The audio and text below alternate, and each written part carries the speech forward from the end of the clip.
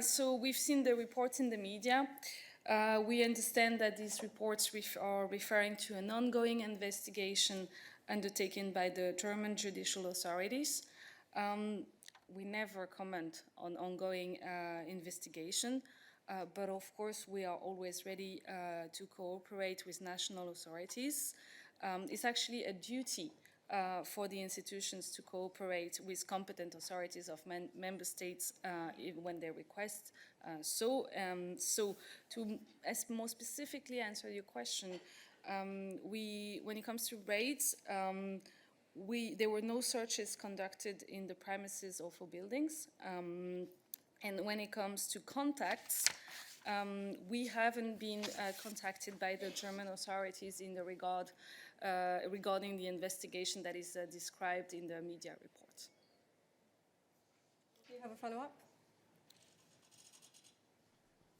And even if you haven't been contacted by the authorities, have you started any sort of review of what information could have been leaked? I mean, if you know what person is under investigation, if that is the case, what information, what dossiers he or she was handling, and then you are reviewing that information, whether there was some sensitive dossier or topic that he or she was dealing with.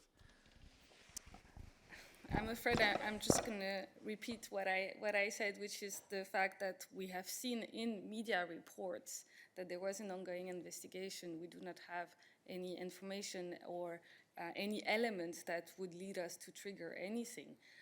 So I'm sorry, but as I said, and I can repeat, we routinely, in fact, cooperate with national authorities conducting investigations, possibly implicating former or current staff members and at the request of these authorities, and we will, of course, cooperate if we are requested to do so. Thank you very much, Virginie. Do you have any other questions today? It's also for Virginie. Yeah, just a follow-up.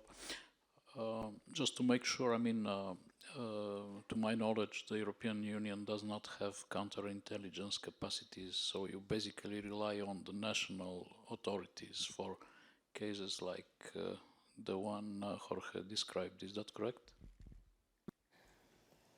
I'm not sure what you mean by counterintelligence capacities. What is for sure is that as any diplomatic service, we know that we can be the target of hostile intelligence services, and we take measures to protect ourselves. I can describe some of the elements if you'd like. For instance, for the European External Action Service, we have launched a number of protective measures against hostile intelligence activities. To address both these sort of activities, we would take a human approach, and also to this type of activities that we would take, which would take more of a cyber attacks sort of approach.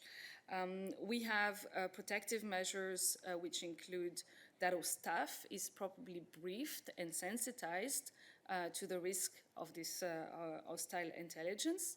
A concrete example is the Security Awareness Program. This program aims to ensure that staff always factor in their behavior all the security aspects and making them more aware and knowledgeable about how to identify and to reduce and avoid the risks. To make it a little bit more concrete, this includes guidance on how to use social media, for instance. The EAS, the European and External Action Service, has also set up a specialized cell which has a mandate to exerce preventive and defensive tasks, including, like I said, raising awareness, ensuring protection of staff.